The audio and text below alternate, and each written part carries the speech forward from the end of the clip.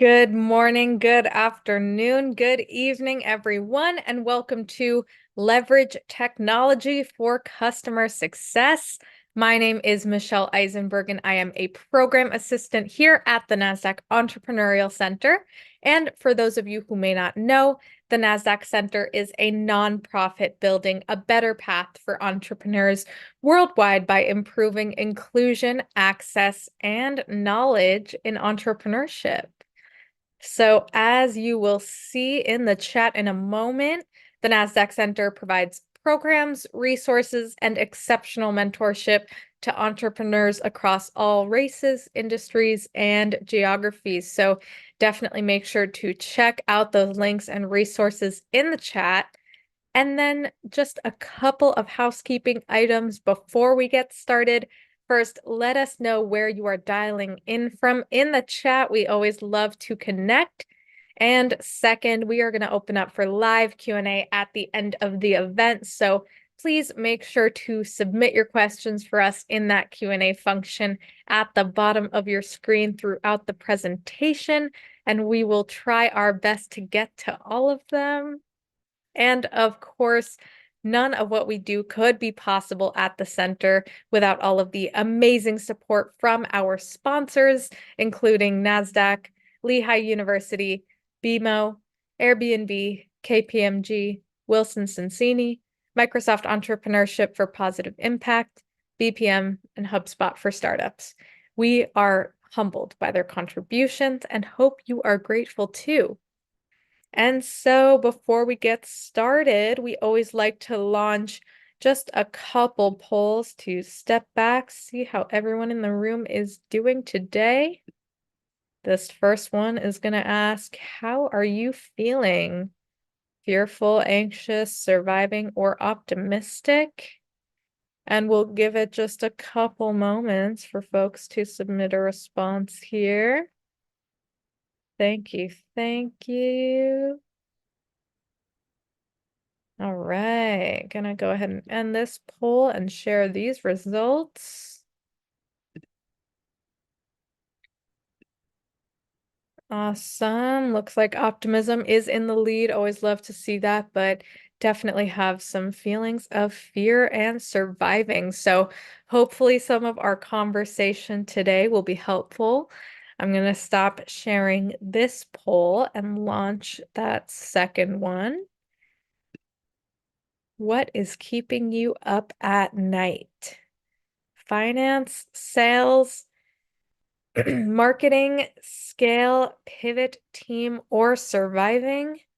And this one just tells us a little bit more about your current entrepreneurial needs so we can make sure we are continuing to develop meaningful programs and resources for all of you. Awesome. We got folks from DC, Ohio, New Jersey, New York, Oakland, California, Canada. Awesome. New York, California, DC. Welcome, welcome, everyone. So great to have you all here with us today. Awesome. I'm going to end this poll and share these results. All right. Looks like finance and sales coming up in the lead. We got a tie there, but we got needs all across the board. So thank you all so much for participating. Super helpful. I'm going to stop sharing that poll. And without any further delay, please join me in giving a warm welcome to our special guest, Candace Clark, founder and CEO at High Tech Consulting. Candace, I'm super excited for this conversation today. Thank you so much for joining us.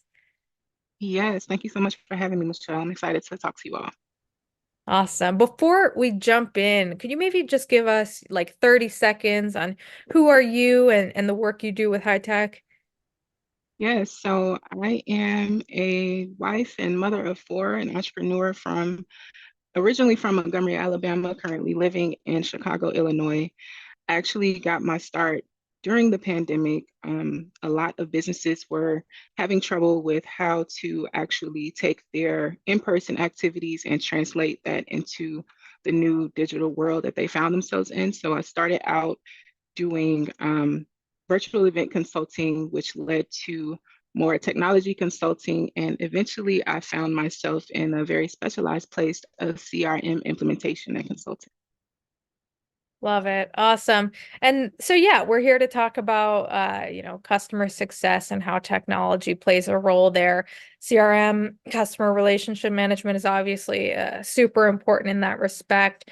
And so to kick us off, in your experience, what are some of the most common pitfalls you see businesses encounter when they're customizing their CRM systems? Yeah, because I know, a lot of businesses are, kind of have something in place, and they're kind of, struggling to figure out how best to utilize that, running into issues. And so what are those common issues you see? The biggest one that I see is over customization. Sometimes wanting to kind of jump in and use all of the bells and whistles and take full advantage of the CRM system, you may find yourself actually complicating that process. Over customization also leads to maintenance issues and other things that small businesses may not be fully equipped to handle. Additionally, I would say not having that full buy-in from your team. You really want to make sure that you are engaging your end users early on how to effectively customize the system and make sure that that adoption is actually meeting the goals and objectives of your business. And then finally, I would say neglecting the data. So a lot of times I see small businesses where they have like certain customer information that may live in various systems and then not, setting aside their resources and taking that time to really plan for data migration and really think through how to integrate that data to fully and effectively utilize their CRM system. Mhm. Yeah, yeah. You touched on a couple really important points there. And specifically when it comes to data, I think a lot of entrepreneurs, have kind of like a baseline understanding of, I need to have a really good understanding of who my customer is, what they need.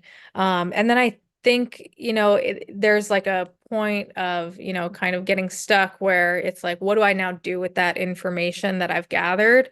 And so what advice do you have for entrepreneurs, to kind of go through those metrics that they've gathered, identify the ones that are truly critical to growth, that will, then inform the customer relation decisions that they make.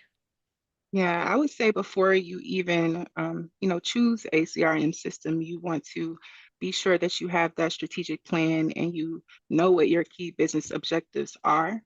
You want to know where you're going and then work backwards so that you're ensuring that the metrics that you're actually tracking are really impacting those goals. So it may be revenue, it may be customer retention, any number of things. But I think it starts with really knowing where you're going and what your objectives are. um, I would also say engaging your cross-functional stakeholders. So if you have, a salesperson, a marketing person, if you have a dedicated person who's actually delivering your services, you want to actually talk to them and identify what metrics are important to them and have them have some buy-in so that you can be sure to pay attention to those metrics across the customer lifecycle. Mhm. I love that. It's like, you're already kind of getting your information from the customer. Keep getting that information from them. They Exactly. will tell you what is Hmm. important there. That's awesome. And you touched on something else when discussing pitfalls, that I also wanted to discuss, which was, customization. And I think, yeah, like there can be, it's exciting. There's a lot of different, options that are out there. The technology is growing every day, and it's really incredible. And so, when it comes to customization, how might you suggest founders balance, compliance with data protection, while also balancing that customization. Because, they'll be collecting a lot of, personal information from customers. And, they do want that to inform, those potential customizations, that they'll do. And so, how do you strike a balance there? Well, you want to make sure that you have clear policies for how you manage your data. Define those roles and responsibilities. You also want to ensure that you're utilizing a system that leverages data encryption, access controls. One thing that I find, especially in working with smaller companies, sometimes they want to just do what's quick and do a little quick workaround. But when it comes to data, especially in the age that we're in today, you really want to ensure that that is a top priority. Another thing that I see often is not explicitly obtaining consent to even communicate with potential customers. So you want to be transparent. That goes back to having those policies actually written out, so that you are very transparent about how you collect data, how you're utilizing the data, and then give the customers control over, their preferences. Most CRM systems are going to provide the capability to do that. So that's something that you really want to make sure that you're paying attention to. When you're jumping in and playing with all the bells and whistles, don't skip over that data protection section. Yeah.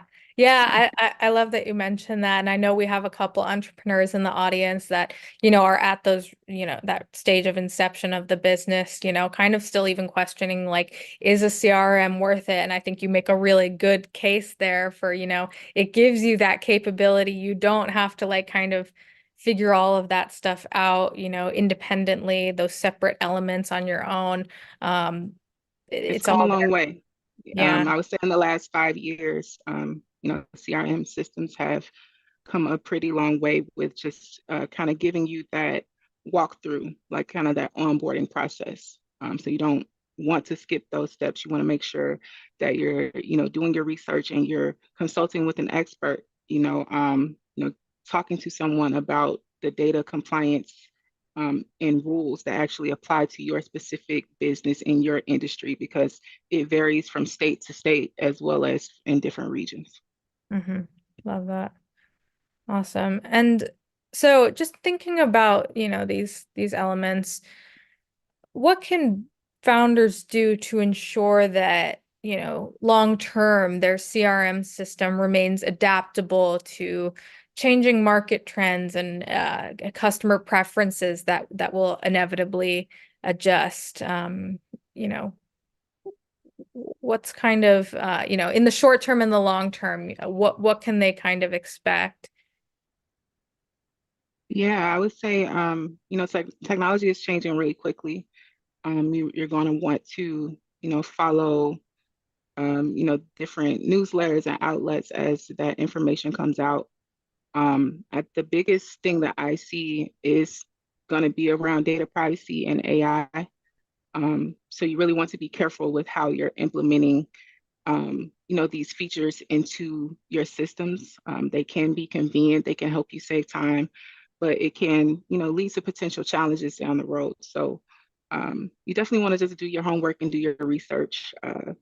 I, of course, wouldn't be putting proprietary information into these AI systems, but just be careful with, how quickly you jump into like adopting these new things. Just again, making sure that it actually aligns with your business goals, and then also, putting resources aside for training and for consultation, so that you understand the implications of integrating these new technologies into your systems.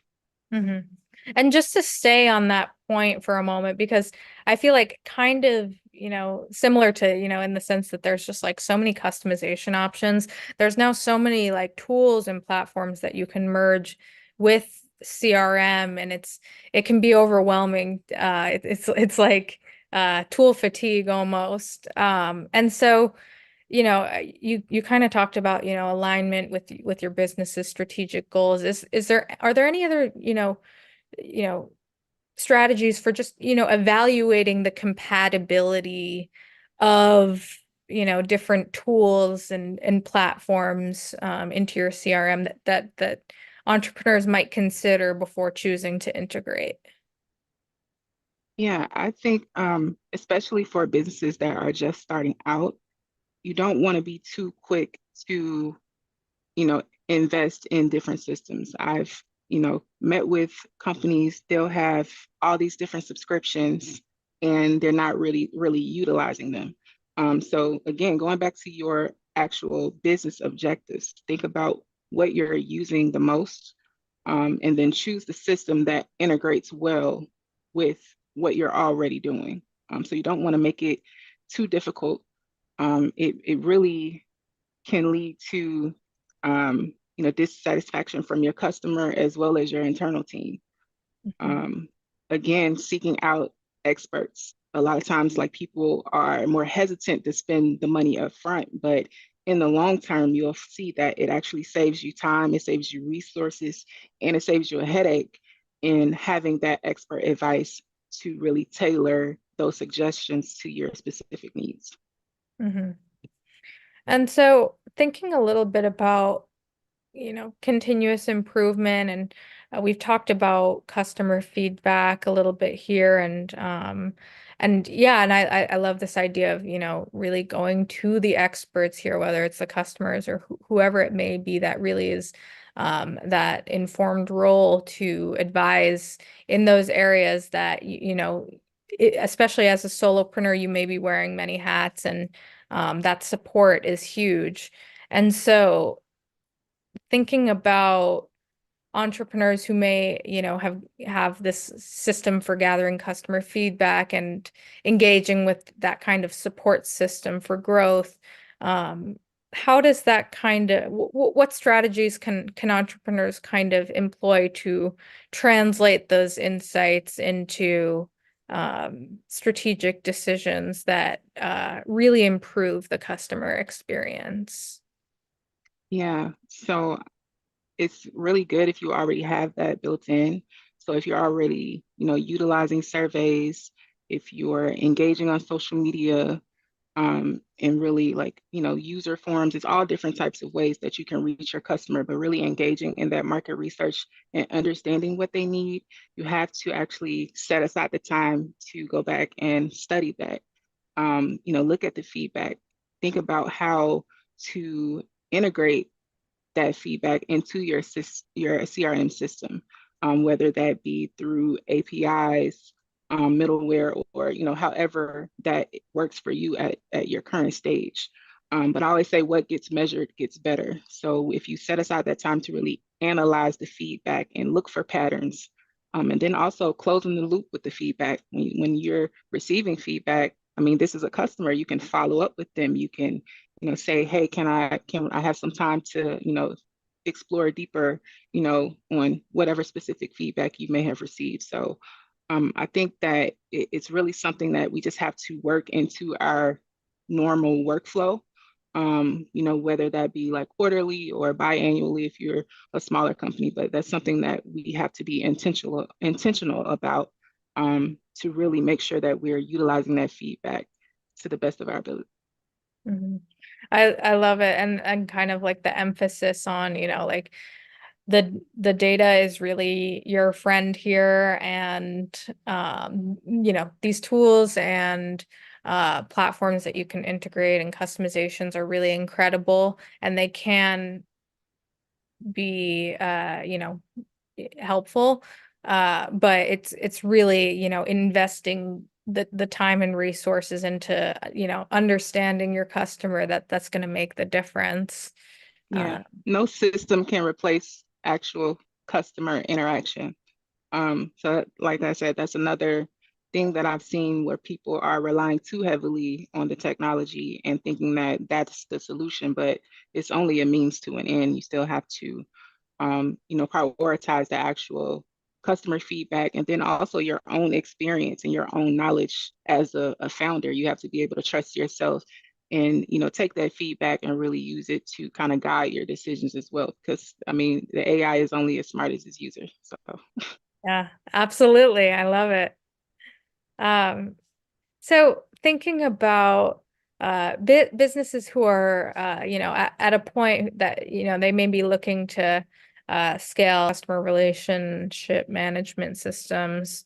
Um, what are some key considerations they might think about, before really growing that part of their business? Yeah, so the biggest obstacle that I've seen as companies grow, it's hard for them to scale because they have difficulty automating their processes. Um, you want to be documenting your processes from the beginning, even if it's just one person. It's you can't automate something that isn't, that doesn't structurally exist. Right. Um, so really taking the time to think about, the repetitive tasks that you may be doing, the transactional kind of workflows, that's where I would start. Just kind of identifying those things that can be automated and built out into a workflow. And it doesn't start with the system, it just starts with a piece of paper, honestly. You just have to kind of make that documentation, and then build it out from there. Once you have that documented, again, go to an expert, someone who is familiar with systems integration.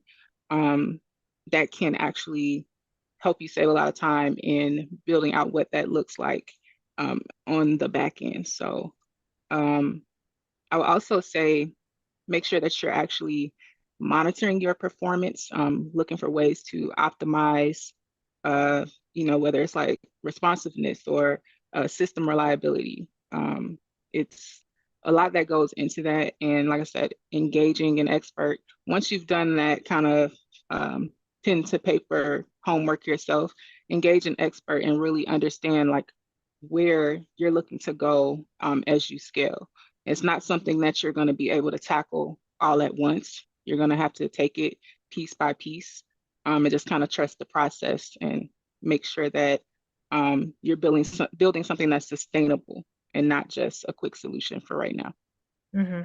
I love this idea of kind of, like you you can't automate a process that doesn't exist, and that really requires a deep understanding of the way your business functions, and the ability to communicate that to others.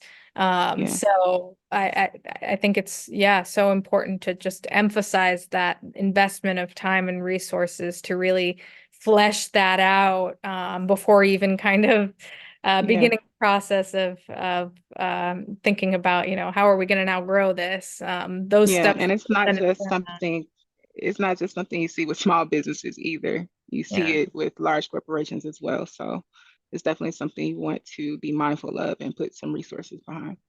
yeah. And just a quick follow-up question, because we've talked a little bit about data here.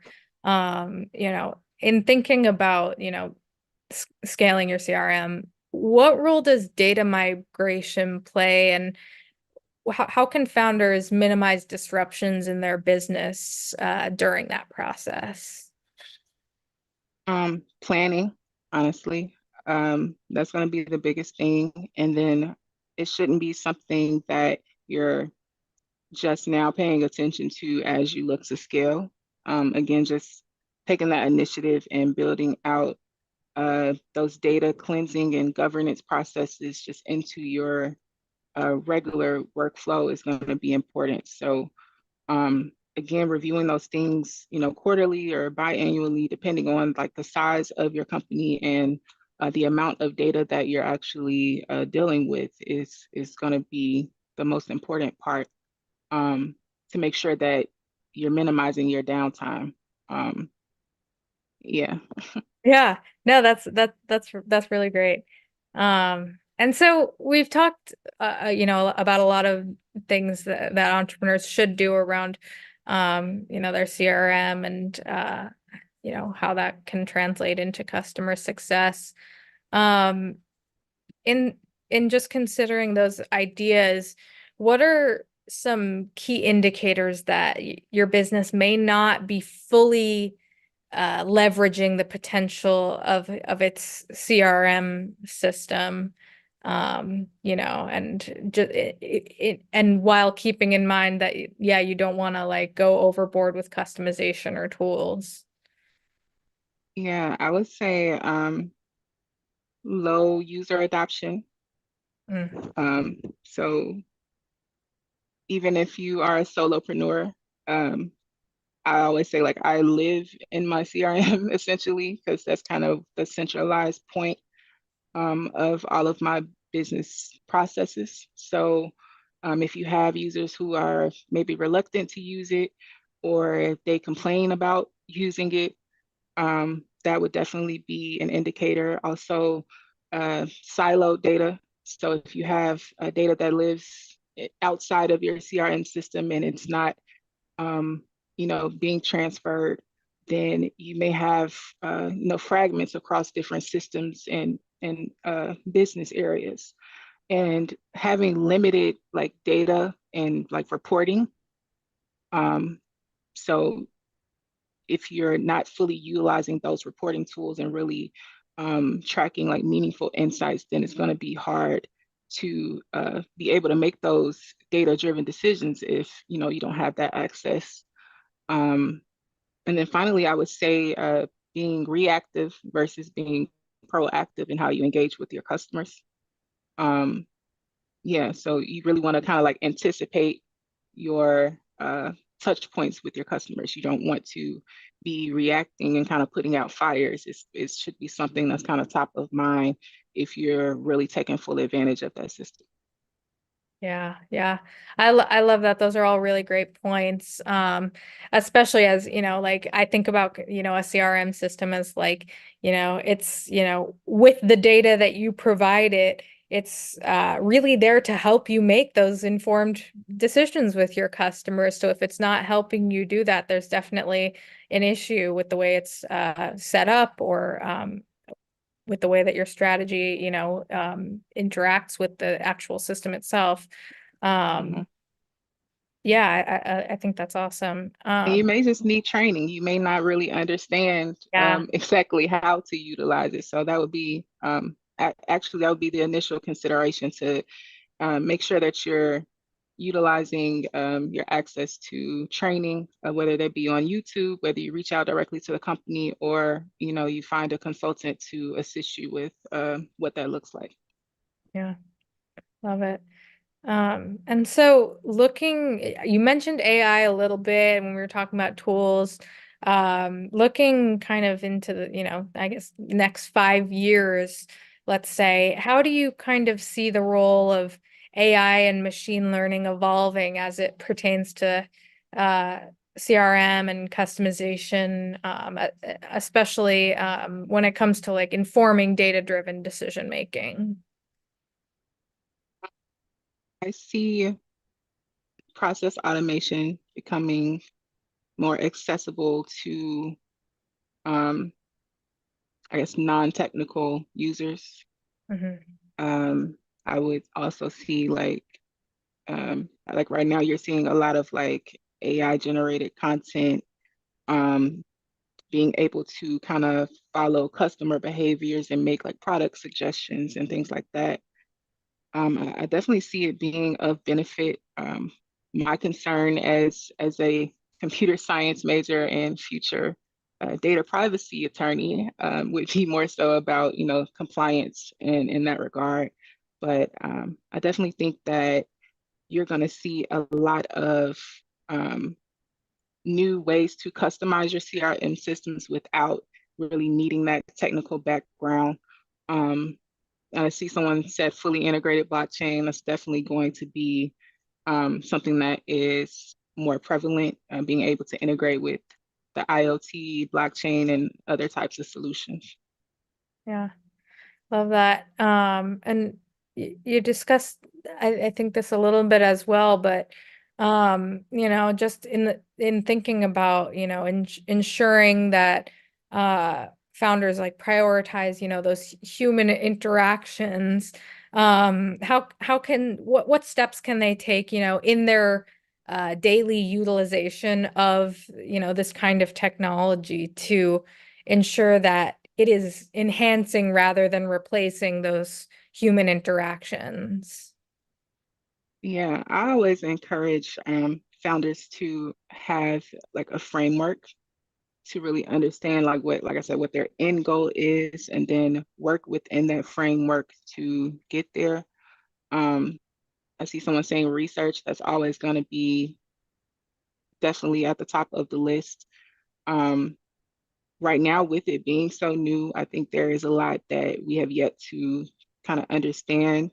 Um, on a general level. It's like, the people with the technical background may understand, but sometimes the larger population really doesn't understand the implications Hmm. of utilizing this technology. So um, definitely do your research and make sure that you have a plan as to how it is utilized in your business and what the actual impact should be. Um, and then research is going to be important because a lot of people don't know that machine learning, it actually impacts the environment. It's a lot of um, other implications of this technology that people aren't really understanding. So uh, I think that, like I said, it can be of benefit as long as you kind of have a framework to work within on how it helps you in your specific business needs. Hmm. Yeah, I think that's definitely important. And then just thinking, beyond AI and machine learning for a moment, any other thoughts on, just how you see the future of CRM evolving, any trends you think might shape the industry or untapped opportunities for innovation? Yeah, I really have just in the last 5 years just seen the systems and their uses change so drastically.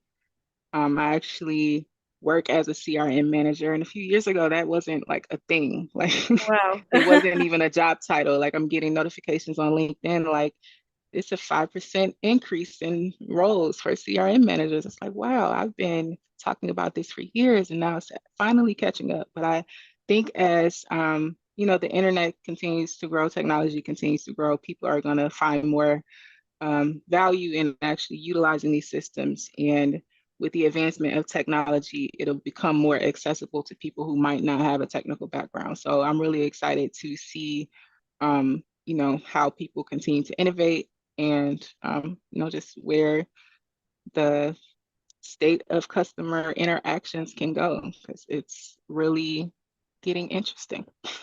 Yeah, absolutely. Couldn't agree more. Candace, this has been such an awesome conversation. We have some time for live Q&A. So if you are in the audience and you have a question for Candace, make sure to drop it in that Q&A function at the bottom. We'll try to get to as many as possible. So yeah, I think we have a lot of entrepreneurs here who may be kind of like at a foundational stage, really at the inception of, their CRM journey. So any insight, on just how to choose a CRM itself? Can you get by with a free version, or I guess how far can a free version take you? Yes, you can get by with the free version. HubSpot is a great place to start. Yeah. Um, yeah, I would say if you're just starting out, you need to get by with the free version. Until you get your business up and running and really understand your customer better. The only limitation with the free versions is you aren't going to have as much access to the customizations, which starting out may be a good thing. And then process automation. Most of the time, those are features that aren't really available on the free version. But I would say definitely the free version of HubSpot integrated with the free version of Apollo, which is a tool that allows you to find potential customers based on like your input criteria. I think that that's a great place to start. Awesome. Super helpful. Thank you. We have another question here. And I think this may come down to, you kind of just have to like research the different options that are out there. But any insight into, whether different email systems integrate better with different CRM systems or just, email systems that you may recommend as a starter. Um, so there are different email systems that integrate better with certain CRMs. So you can, most of the time you can Google it. Like for instance, I know HubSpot integrates with like MailChimp and Constant Contact or something like that. Some of Mhm. these integrations are native.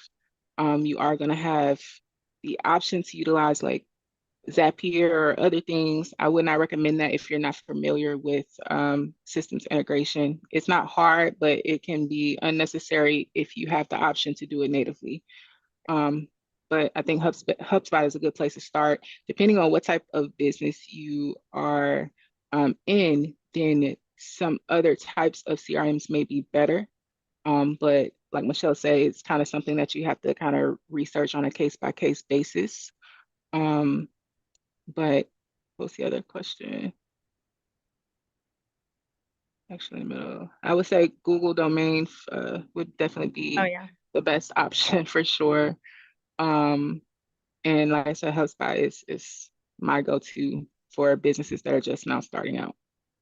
Awesome. Great. Thank you. Um, awesome. Let's see here.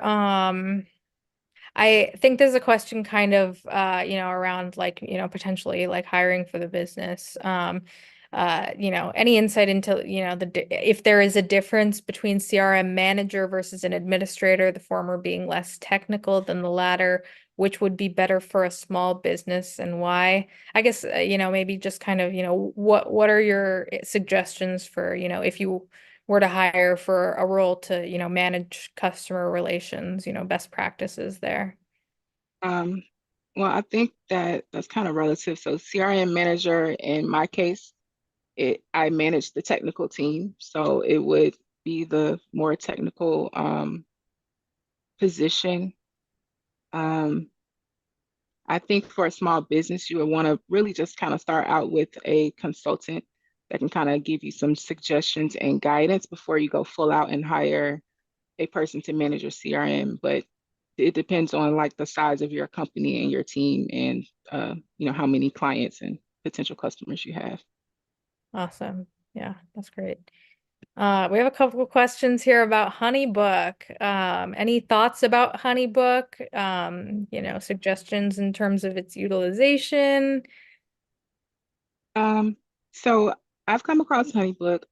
I would not really consider HoneyBook a CRM per Mm, se.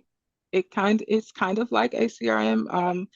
It's like kind of like customer and contract management. okay.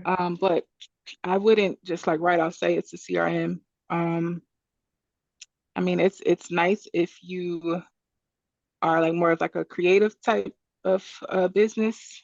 I Sure. know that a lot of like graphic designers and things like that. I know a lot of them use HoneyBook and they love it. For instance, I use Dubsado for contract management. It Mhm. can be like a CRM, but it is not as flexible, in my opinion. So I would recommend still utilizing an actual CRM if you use HoneyBook. It's kind of like a case by case basis, depending on exactly what you need. But I guess I'm not really a proponent of HoneyBook. Sure, yeah. No, that's totally fine. Yeah. We just yeah, got a lot of questions about HoneyBook, so that's good. Um, Yeah, I think there's a great question. Any suggestions on how to get your team excited about adopting the CRM? It's of course only as good as the data entered into it, and this can feel cumbersome to the team and take time. Yeah, so that initial implementation is always the hardest part to get through, especially without like a dedicated CRM manager or administrator. I think that when you're introducing it to a team, it would be best to kind of have that consultant, give them access to training, um, highlight the benefits to them, Um, whether that be saving them time, reducing how many repetitive tasks they have to handle. It's always going to be best to like, uh, you attract more flies with honey, Yeah. whatever the saying is, but really help them understand what the benefit is to them and how it's going to make their jobs easier. And definitely invest in training. Um, I know that some of the larger CRM companies, they have like, people who make YouTube videos and things like that. But when you're wanting your team to actually engage and really feel that buy-in, you're going to want that one-to-one personalized training so that you can really understand, what their concerns are, and then kind of help them walk through that learning curve because it can be one when you're implementing new systems. Yeah, and I think you mentioned something really key, which is like these programs are designed to make their job easier. So but yeah, the adoption period is definitely like an investment of time and resources, and it's just a long-term investment. But yeah, I think that's great, in terms of communication and training, super important early on. Awesome. What else do we have here? Um, okay, yeah, so we have a question here about, customer retention. Yeah, I think, it can potentially, be one thing to, acquire a customer, but then to actually, continue to have them engaging with, especially if you have a service, like continue to have them staying engaged, it can be a challenge. And so what role can the CRM play in supporting that effort? Yeah, so the great thing about CRMs, especially in terms of like customization, it helps you track like your last engagement.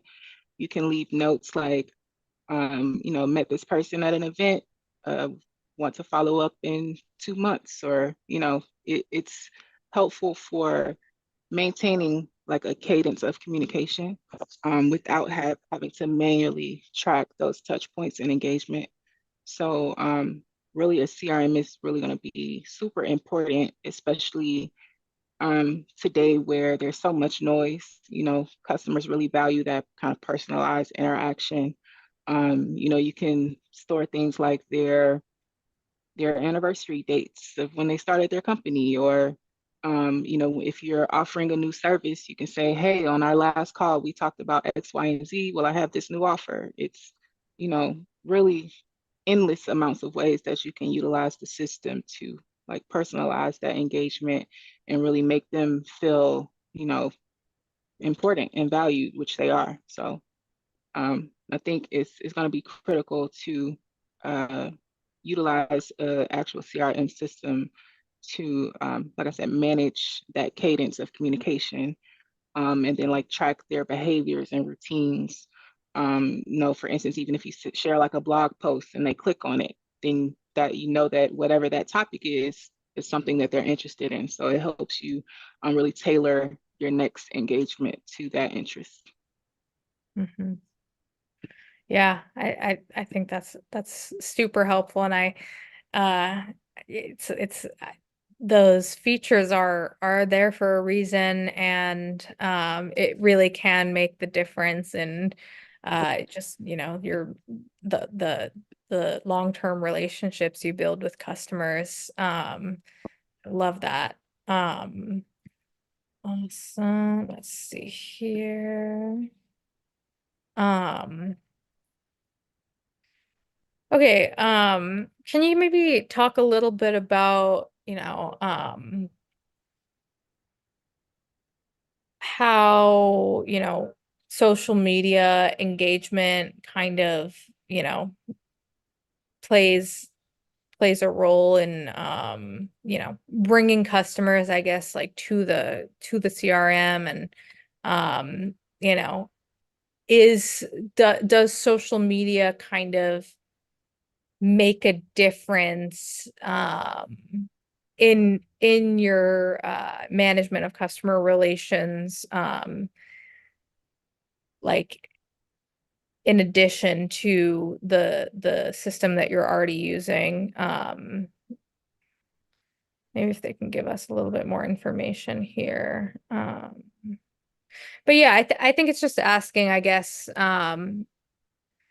like, is, how necessary is a social media presence like in customer relationship management these days? Like, does it kind of depend on the business, or is it really kind of like, everyone needs to get on it at this point? I definitely think it depends on the business. I wouldn't say that it's necessary for all businesses to have this strong social media presence.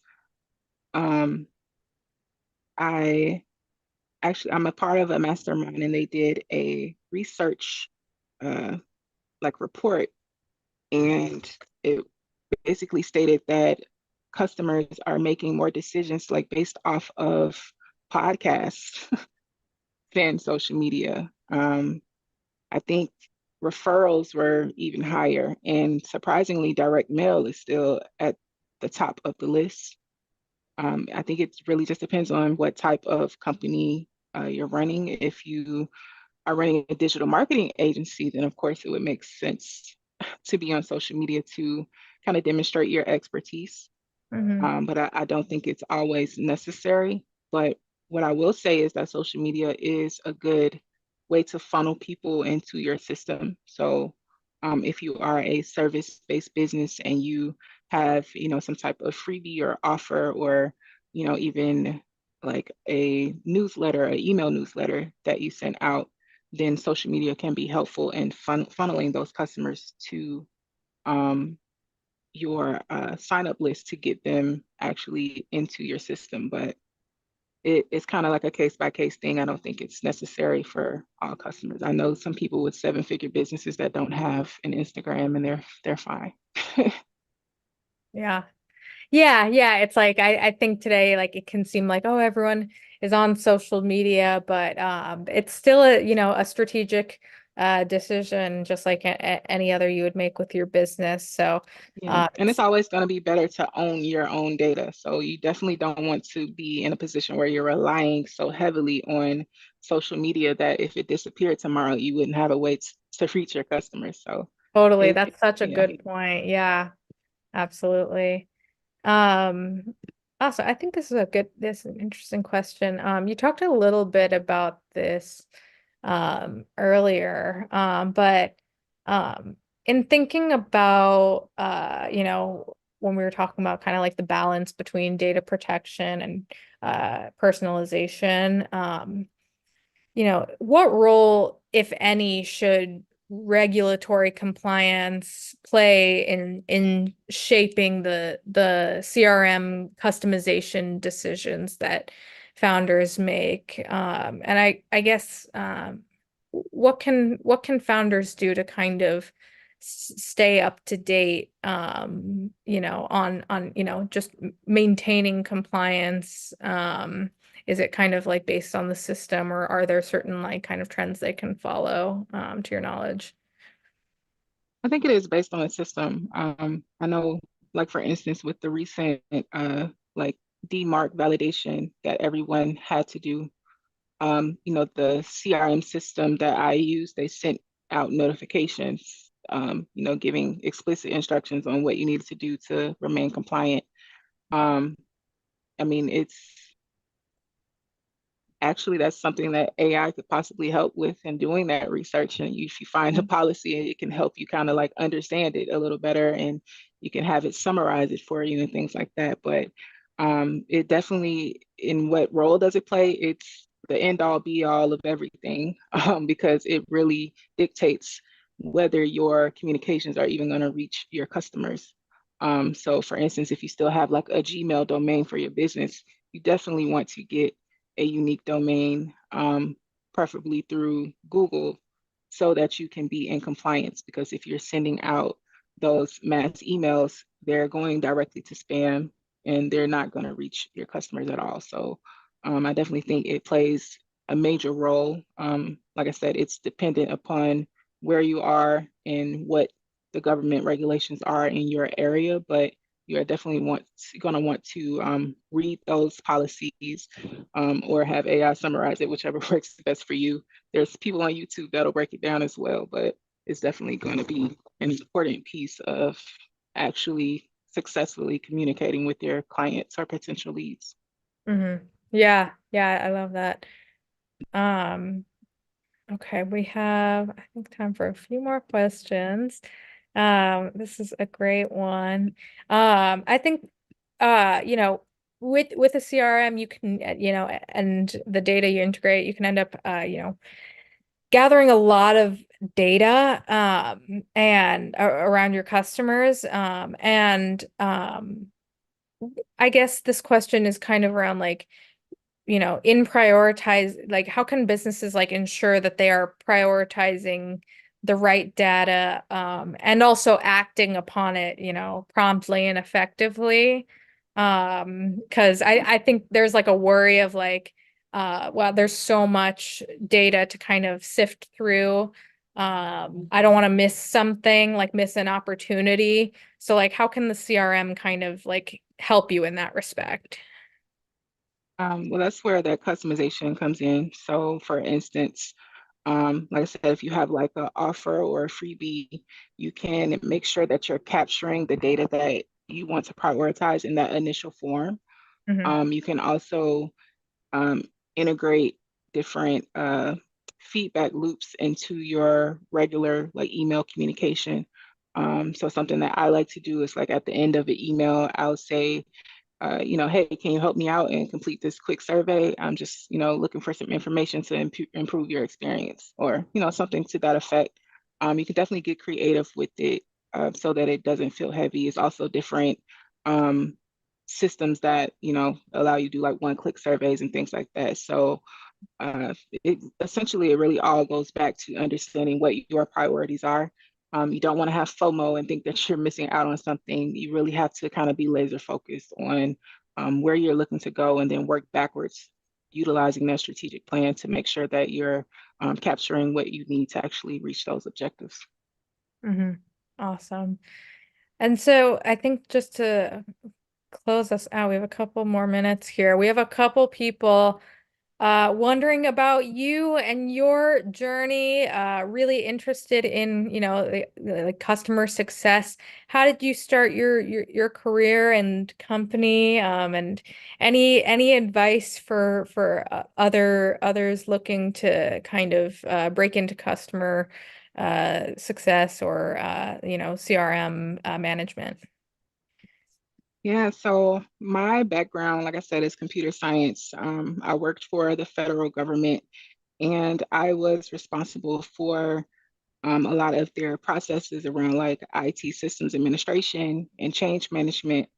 So when the pandemic occurred, I was laid off and I found myself kind of looking for what was next. I began to work with different organizations in the community who supported entrepreneurs and startups. And one of the things that I found was that um, aside from them not being able to kind of like translate their uh, regular like in-person activities to the digital world, they also had a hard time like identifying exactly who their constituents were. So it may have been like, for instance, a chamber of commerce who has just this blanket email list, but they aren't able to identify who's a member, who came to their last event, who paid membership dues and, things like that.